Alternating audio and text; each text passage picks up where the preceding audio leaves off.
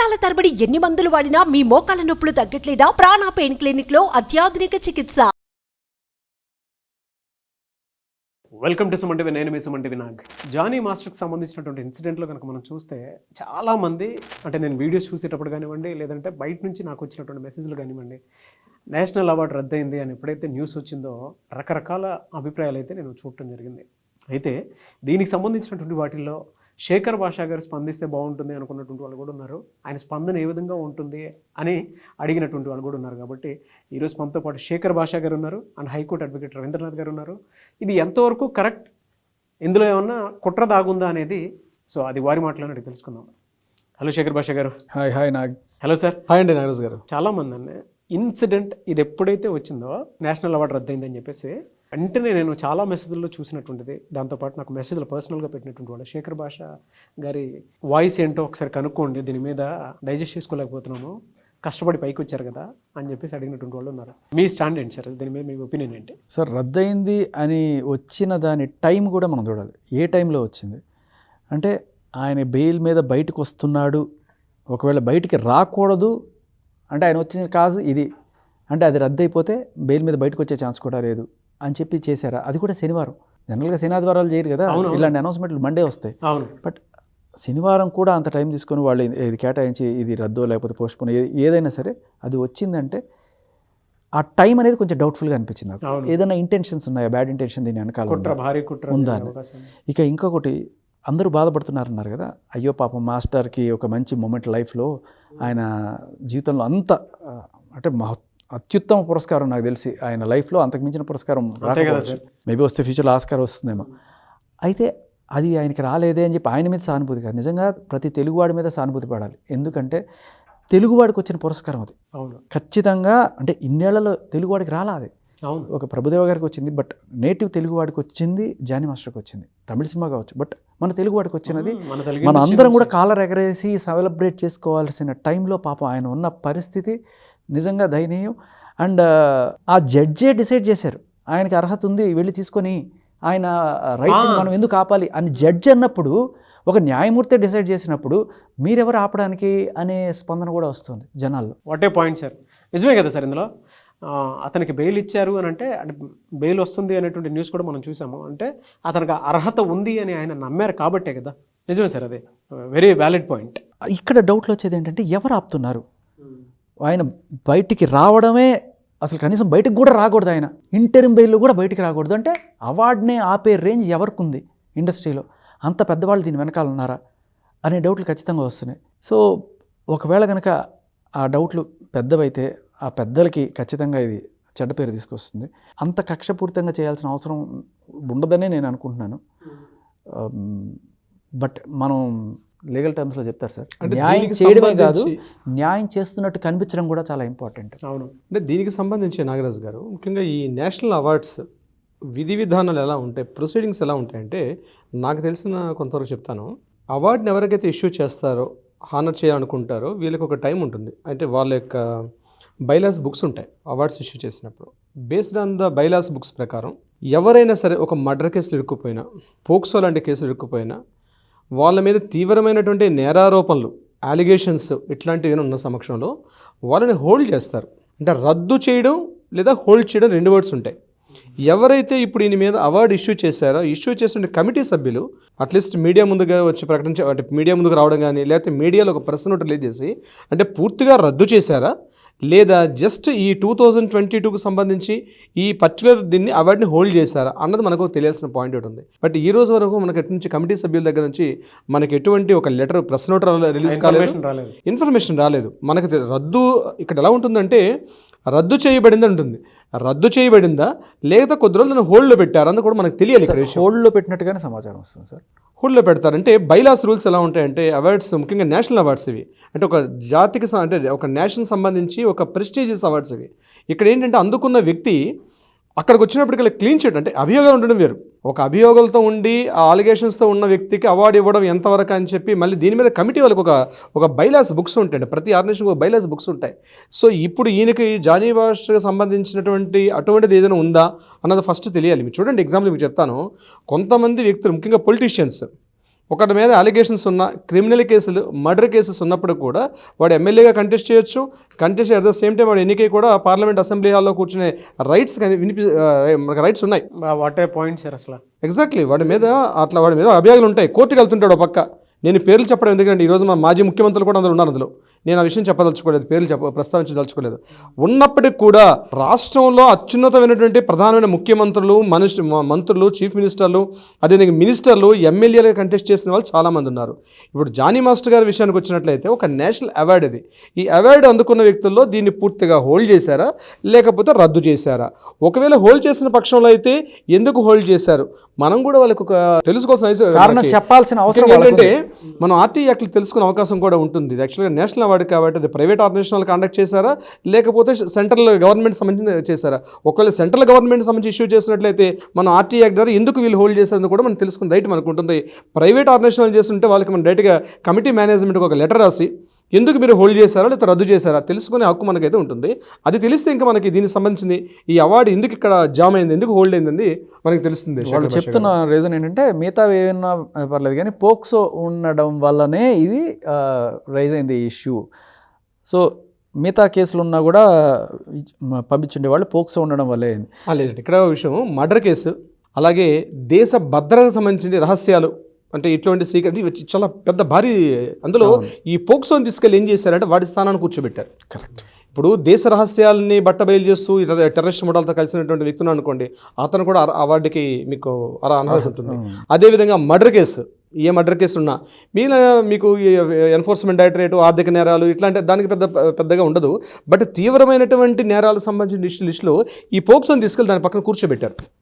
అంటే అది చాలా జుగుప్సాకరమైనది, అసహ్యకరమైనటువంటి ఒక యాక్ట్గా చెప్తారు. కాబట్టి దానికి సంబంధించి అవార్డు కమిటీ వాళ్ళు దానికి బహుశా పెట్టి ఉండొచ్చు నా అభిప్రాయం. ఇది వాళ్ళ తెలుగు రాష్ట్రాల్లో శేఖర్ భాష అంటే మెన్కి ఏదైనా జరిగింది అని అంటే ఈయన వాయిస్ వినిపిస్తే బాగుంటుంది అనుకున్నటువంటి వాళ్ళు కూడా ఉన్నారు. నేను చెప్పటం అనే కాదు, అది ప్రతి ఒక్కరు కూడా ఇవాళ సోషల్ మీడియాను ఫాలో అవుతున్నటువంటి వాళ్ళు ప్రతి ఒక్కరు చెప్తారు. ఈవెన్ మీరు మీడియాకి వెళ్ళిన తర్వాత కొంతమంది కామెంట్ బాక్స్లో కూడా థ్యాంక్ యూ సో మచ్ అని చెప్పేసి మీకు పెట్టినటువంటి వాళ్ళు ఉన్నారు. అయితే మీ స్టాండ్ ఏంటి సార్ అంటే ఇటువంటి జరుగుతూ ఉన్నాయి కదా రెగ్యులర్గానే, అంటే మనం చూస్తూనే ఉన్నాము. సెలబ్రిటీ కాబట్టి ఇటువంటి అంశం బయటకు వస్తుంది కాబట్టి దీని మీద మీరు స్టాండ్ తీసుకున్నారు కాబట్టి okay, me point of view నుంచి చూసేటప్పుడు ఇట్లాంటి దారుణాలు జరుగుతున్నాయి కాబట్టి మీరు ఏ కోణంలో చూస్తారు దీన్ని అసలు? సార్ ఇది ఇప్పుడు జానీ మాస్టర్కి సంబంధించి ఈ పోక్సో అనేది కొంత దాన్ని ఏమంటారు కాంట్రవర్షియల్గానే ఉంది. ఎందుకంటే పోక్సో అనేది చిన్న పిల్లల మీద జరిగిన అత్యాచారాలకు సంబంధించి కేసు పెట్టడానికి ఉన్న చట్టం. మరి ఈ చిన్న పిల్లవాళ్ళు కాస్త పెద్దవాళ్ళు అయిపోయి 5 ఏళ్ల తర్వాత 10 ఏళ్ల తర్వాత లేకపోతే 20 ఏళ్ల తర్వాత నాకు అప్పుడు ఇలా జరిగింది కదా అని చెప్పి వాళ్ళు వచ్చి కేసు పెడితే దాని శాంటిటీ అనేది మనకి ప్రశ్నార్థకం. ఇక్కడ ఎలా అంటే చిన్నపిల్లలు చెప్పింది టక్కుమని కోర్టు వాళ్ళు నిజమని భావిస్తారు, ఎందుకంటే పిల్లలకి అబద్ధాలు చెప్పడం రాదు. బట్ అదే ఈ పెద్దవాళ్ళు అయిపోయిన తర్వాత వాళ్ళు పెడుతున్నారంటే 5 ఏళ్ల తర్వాత 10 ఏళ్ల తర్వాత కూడా నేను గుర్తు తెచ్చుకొని వాళ్ళని ఏదో ఒక మోటివేషన్ వెనకాల ఉందా అనే కోణంలో మనం చూడడం ఒకటి. ఇంకొకటి సార్, మీకు ఆల్రెడీ నేను పంపించాను పోక్సో యాక్ట్ 19 గురించి మనం లాస్ట్ ఎపిసోడ్లో చెప్పుకున్నాం. బట్ ఇప్పుడు 21 గురించి చెప్తాను మీకు. ఈ 21 కేసులో రీసెంట్గా హిమాచల్ ప్రదేశ్లో అనుకుంటాను ఒక తీర్పు వచ్చింది. ఈ పోక్సో యాక్ట్ అంటే పిల్లకి ఇటువంటి అత్యాచారం పిల్ల మీద జరిగింది, చిన్నపిల్లకి 18 ఏళ్ళ లోపు పిల్లకి జరిగింది అనుకున్నప్పుడు ఆ తల్లికి తండ్రికి కూడా బాధ్యత ఉంటుంది. ఇది పోలీస్ మీద రిపోర్ట్ చేయాలి ఇమ్మీడియట్గా. They shall report, they may report కాదు, దే షల్ రిపోర్ట్ అంటే ఖచ్చితంగా చేయాలి. చెయ్యకపోతే 6 నెలల నుంచో సంవత్సరం వరకు జైలు శిక్ష వాళ్ళకి వేసే అవకాశం ఉంది. సో ఈ కేసులో మనం చూస్తే మరి ఎప్పుడో ఆవిడ 16 ఏళ్ల వయసులో జరిగింది, 17 ఏళ్ల వయసులో జరిగింది అంటే నేను దాన్ని కొద్దిగా ఎక్స్ప్లెయిన్ చేస్తాను సార్. ఆ కేసు సంబంధించి సుర్జిత్ ఖన్నా వర్సెస్ పంజాబ్ హర్యానా అని చెప్పి state of Punjab Haryana versus Surjit Khanna. ఈ కేసు 2023లో జరిగింది. దీనికి సంబంధించిన డీటెయిల్స్ ఏంటంటే ఇటువంటి మైనర్గా ఉండేటప్పుడు చేసినటువంటి నేరాలు ఏవైతే ఉంటాయో, అంటే ఏదైనా ఒక అబ్యూజ్కి గురైనటువంటి ఎవరైతే విక్టిమ్ ఉంటారో ఆ విక్టిమ్కి పేరెంట్స్ ఉంటారు. సో పేరెంట్స్ దాన్ని తెలిసి కూడా తెలియకుండా హోల్డ్ చేసి పెట్టి కొద్ది సంవత్సరాల తర్వాత, ఇప్పుడు ఈ కేసు జానీ మాస్టర్ గారి విషయంలో ఏదైతే మనం మాట్లాడుకుంటున్నామో ఆ బాధితురాలు పెట్టినటువంటి ఎఫ్ఐఆర్ మీద నేను చెప్తున్నాను. సో అట్లాంటివి చెప్పినప్పుడు పేరెంట్స్ తెలిసి కూడా దాన్ని అంటే నాట్ ఓన్లీ పేరెంట్స్ ఒక్కడే కాదండి, ఎవరైనా బంధువులు కావచ్చు, పేరెంట్స్ కావచ్చు, ఇమీడియట్గా లోకల్ పోలీస్ ఇన్స్పెక్టర్కి మనం చెప్పినప్పుడు కూడా అతను హోల్డ్ చేసినా సరే ఎవరైనా హోల్డ్ చేస్తే అది కూడా తీవ్రమైన నేరారోపణ కిందకు వస్తుంది. అది మీరు చెప్పబోతుండే పనిష్మెంట్ సెక్షన్ 19(1) ఈ రెండింటికి సంబంధించి ఇదే ఉంటుంది. Surjit Khan versus Punjab Haryana, state of Punjab Haryana సైటేషన్లో వస్తుంది అనమాట. ఆడియన్స్కి మీ పాయింట్ ఆఫ్ వ్యూ నుంచి అసలు దీంట్లో మీరే చెప్తున్నారు. ఇక్కడ ఇది చూసినా కూడా మనకి ఇది 5 ఏళ్ల పాటు దాచిపెట్టారు.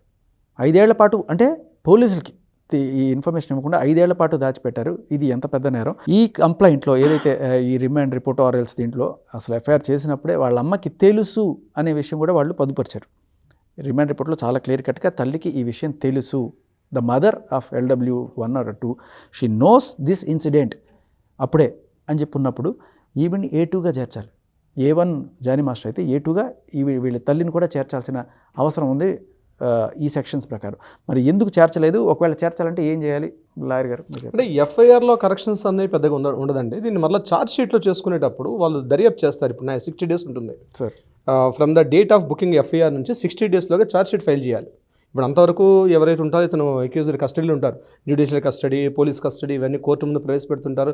ఈ 14 days maximum limit is the 14 days. దాన్ని 3 days చేస్తారు, 1 week చేస్తారు, 14 days based on the content base చేసుకొని జడ్జి గారు దీన్ని చేస్తారు. అయితే 60 daysలోగా ఎఫ్ఐఆర్ ఛార్జ్ షీట్ ఫైల్ చేసే బిఫోర్ ఒక బెయిల్ వచ్చే అవకాశం ఉంటుంది. దీనికి మ్యాక్సిమం అక్కడ ట్రయల్స్ బేస్ చేసుకుంటే ఎఫ్ఐఆర్లో కరెక్షన్స్ చేసే అవకాశం చాలా తక్కువ. అయితే ఎఫ్ఐఆర్ అనేది ఏంటంటే అంటే యాక్చువల్గా మన సెక్షన్ 172 అనుకుంటాను, I don't exactly, section 172 or 173 ఇది ఎఫ్ఐఆర్ గురించి చెప్తుంది అనమాట. ఐ థింక్ ఎగ్జాక్ట్లీ ఇదే ఉంటుంది. అక్కడ ఏమైందంటే ఎఫ్ఐఆర్ అని just it's the first information report మాత్రమే. అందులో ఉన్నంత మాత్రాన్ని ఇతను పూర్తిగా నేరస్తుడు కాదు. క్లియర్గా ఎఫ్ఐఆర్ కండిషన్ చెప్తుంది. ఈవెన్ ఛార్జ్ షీట్ ఫైల్ అయ్యి ఛార్జ్ షీట్లో ఇంటరాగేషన్స్ మొత్తం చేసినప్పుడు మాత్రమే తెలుస్తుంది ఇవన్నీ కూడా. సో ఇదంతా ఒక 60 days మ్యాక్సిమం టైం పడుతుంది. అప్పటివరకు తను జైల్లో ఉంటాడా లేకపోతే బెయిల్ ఇస్తారా అంది ఇక్కడ అడ్వకేట్ గారు కంటిన్యూ ట్రయల్స్ బెయిల్ చేస్తూ ఉంటే వస్తుంది. సో ఛార్జ్ షీట్లో మాత్రం ఇప్పుడు మీరు చెప్పే ఇవన్నీ కూడా కరెక్షన్స్ అనేవి అక్కడికి వస్తాయి ఆర్గ్యుమెంట్స్లో. ఇంకా ఛార్జ్ షీట్ ఫైల్ అయినట్లేదు, చేయలేదు ఇంకా. 164 అయితే ఇచ్చారు. 164 ఒక జడ్జి ముందు ఆ అమ్మాయి మొత్తం చెప్తుంది ఇదంతా కూడా జరిగింది అని చెప్పి. అది ఇచ్చిన తర్వాత దానికి శాంటిటీ ఉంటుంది. ఓకే, అది మార్చడానికి కుదరదు. అది మారిస్తే మళ్ళీ దానికి కూడా శిక్షార్హమైన నేరం. అంటే ఇప్పుడు మైనర్ కాదు కదా యాక్చువల్ 164 ఇవ్వడం కూడా మైనర్లో ఉన్న వాళ్ళు ఇవ్వాలి. మైనర్స్ కాదు కదా ఇప్పుడు అమ్మాయి ఆల్రెడీ మేజర్కి వచ్చేసింది కాబట్టి ఆవిడ పిలుస్తారు మాట్లాడారు. కానీ ఇప్పుడు మీరు చెప్పే శాంటిటీ గురించి మాట్లాడాలంటే ఆవిడ ఇంకా మైనర్ కాదు, మైనర్ ఇచ్చేదానికి శాంటిటీ ఉంటుంది.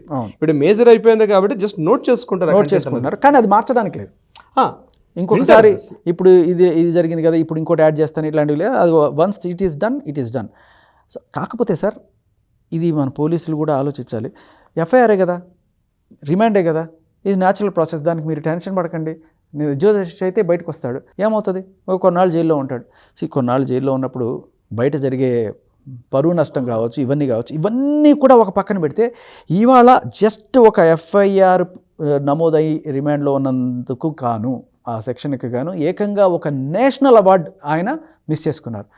ఆయన నేషనల్ అవార్డు మిస్ చేసుకోవడం అంటే మన తెలుగు వాళ్ళ అందరూ కూడా ఆ ప్రైడ్ని మిస్. ఇప్పుడు రాజమౌళి గారికి ఒక ఆస్కార్ వచ్చినప్పుడు మనం అందరం కూడా సెలబ్రేట్ చేసుకున్నాం. ఆయన ఆస్కార్ అవార్డు తీసుకొస్తే మన తెలుగు ఇండస్ట్రీ నెక్స్ట్ లెవెల్కి వెళ్ళింది. ఇవాళ ప్రపంచం అంతా కూడా తెలుగు ఇండస్ట్రీ గురించి మాట్లాడుకుంటుంది. తెలుగు సినిమాలు ఎప్పుడు వస్తాయని చెప్పి చూస్తున్నారంటే ఆ అవార్డు పుణ్యం, ఆ అవార్డు మనల్ని నెక్స్ట్ లెవెల్కి తీసుకెళ్ళింది. అలాగే ఇవాళ ఒక తెలుగు వాడికి అవార్డు వచ్చింది. ఆ అవార్డు తీసుకోవడానికి ఆయన వెళ్ళి తీసుకొని ఉంటే తెలుగు వాళ్ళ ప్రైడ్ నెక్స్ట్ లెవెల్లో ఉండేది. సో అది ఆపేయడం అనేది నిజంగా ఆయనకే కాదు తెలుగు వాళ్ళందరి హక్కు కూడా తీసుకున్నట్టుగానే నేను చూస్తున్నాను. ఒక హ్యాష్ ట్యాగ్ పెట్టి దీనికి సంబంధించినటువంటి వాటిల్లో అంటే యాజ్ పర్ మై నాలెడ్జ్ సంబంధించినటువంటి వాటిల్లో ఎవరికైనా గుర్తింపే సార్. ఇది మీరు ఇందాక ఒక కీ పాయింట్ అన్నారు, నాకు చాలా బాగా నచ్చింది. అది జడ్జే మీరు వెళ్ళేసి రండి అని చెప్పేసి అనుమతి ఇచ్చారు అని అంటే అతనికి అర్హత ఉందని చెప్పేసి చెప్పినట్లు మనం భావించాలి.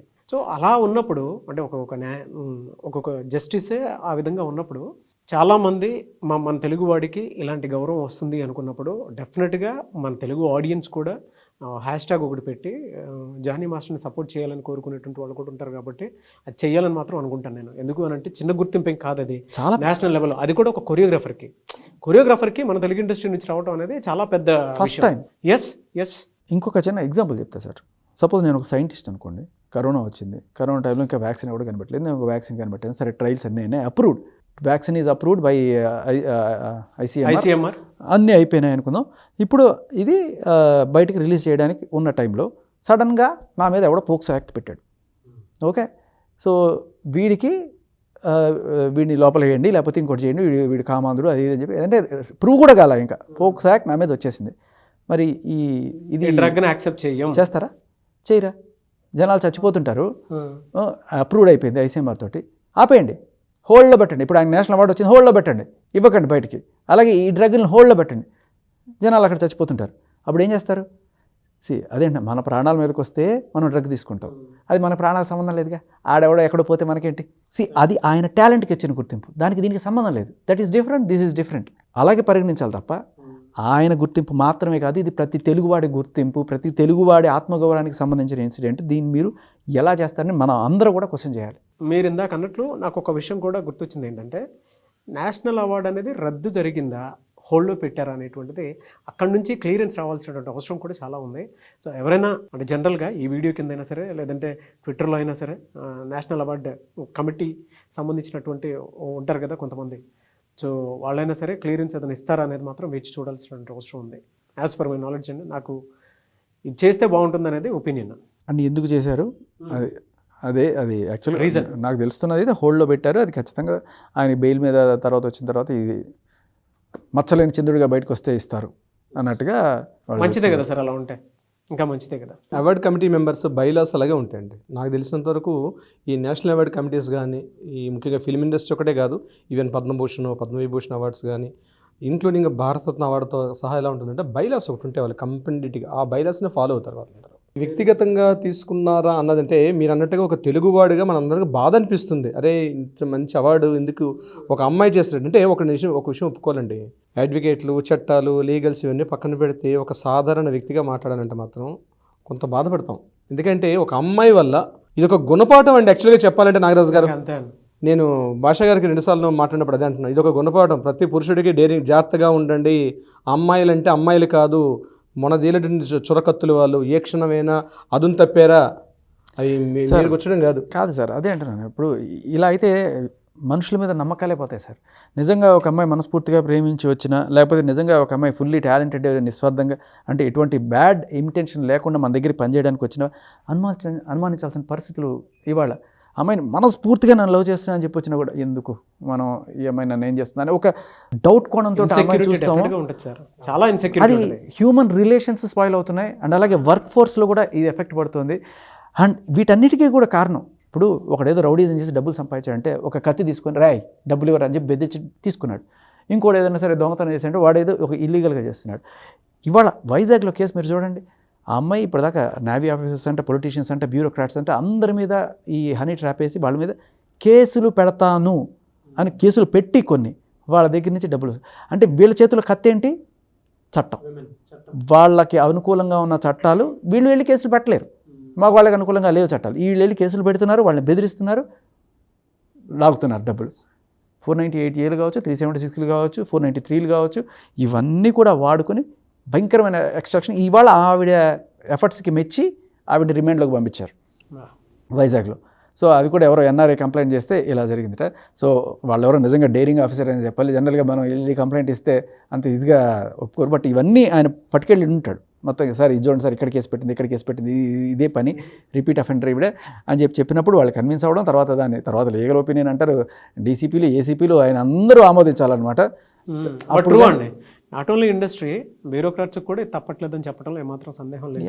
అండ్ మీరు ఇందాక ఒక మాట అన్నారు కదా, రిలేషన్షిప్ కూడా దెబ్బతినే అవకాశం ఉంటుంది సార్. ఇప్పటి వరకు జీవితాన్ని అంటే కొంతమంది లివింగ్లో ఉండొచ్చు, కొంతమంది జనరల్గా వైఫ్ ఇప్పుడు పెళ్లి చేసుకుందాం అనుకున్నటువంటి వాళ్ళు కూడా ఉంటారు. ఆ రిలేషన్షిప్లో తెలియకుండానే ఒక ఇన్సెక్యూరిటీ వస్తుంది. వీళ్ళు నన్ను ఎక్స్‌ప్లాయిటేషన్లో ఉంచుతున్నారా, లేదంటే ఇదంతా నిజమేనా అనేటువంటి ట్రామా అయితే డెఫినెట్గా వస్తుంది సార్, నో డౌట్. నమ్మే పరిస్థితుల్లో లేరు సార్. మన రేపు అంటే పెళ్ళైన వాళ్ళు కూడా మా ఆవిడ నా మీద ఏమైనా కేసు పెడుతుందా అని భయపడాల్సిన సిచ్యువేషన్. అలాంటి దీంట్లోకి ఈ చట్టాలు నెడుతున్నాయి. ఇప్పటికీ కొంత కళ్ళు తెరిచారు. నిన్న సుప్రీంకోర్టు అది సెంట్రల్ గవర్నమెంట్ వాళ్ళు ఒక అఫిడవిట్ పంపించారట, మ్యారిటల్ రేప్ని మీరు క్రిమినలైజ్ చేయకండి అని చెప్పి సార్ చెప్పారు కదా. సో కొంత దాన్ని ఏమంటారంటే దిద్దుబాటు చర్యలకి స్టార్ట్ చేశారు. సార్ ఇక్కడ ఒక డౌట్ సార్, మిమ్మల్ని కూడా నేను అడగాలనుకుంటున్నాను. షూర్. మ్యారిటల్ రేప్కి 10 ఏళ్ళు జైలు శిక్ష, 20 ఏళ్ళు జైలు శిక్ష ఎందుకు వేయరు సార్? అంటే ఆవిడకి ఇష్టం లేకుండా జరిగినప్పుడు అదే పెయిన్ కదా, అక్కడైనా ఇక్కడైనా అదే పెయిన్ కదా. సో ఈ పెయిన్కి కాదు శిక్ష, మానసికంగా వాళ్ళు ఎదుర్కొన్న క్షోభకి, సమాజంలో వాళ్ళు ఎదుర్కోబోయే దుస్థితికి, వాళ్ళని సమాజం రేపు ఇంకొకటి పెళ్లి చేసుకోకుండా ఉండే పరిస్థితి కావచ్చు, ఇవన్నిటికీ కలిపి కదా ఆ శిక్ష. సో మ్యారిటల్ రేపుని ఎందుకు క్రిమినలైజ్ చేద్దానంటే అది మొగుడుకు పెయిన్ అయితే అయ్యింది, ఆ పెయిన్కి సంబంధించి వాడిని కొట్టో తిట్టడమో ఏదో ఆ రకంగా చూడాలి తప్ప దాన్ని క్రిమినలైజ్ చేద్దన్నారు.